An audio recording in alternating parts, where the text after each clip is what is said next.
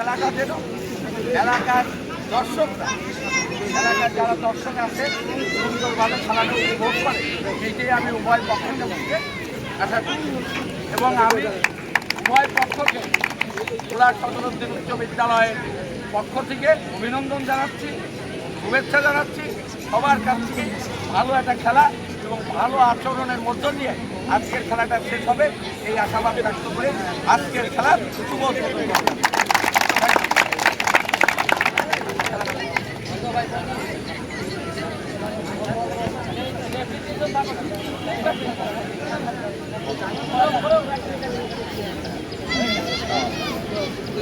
আমি তো যাইতে পারতাম।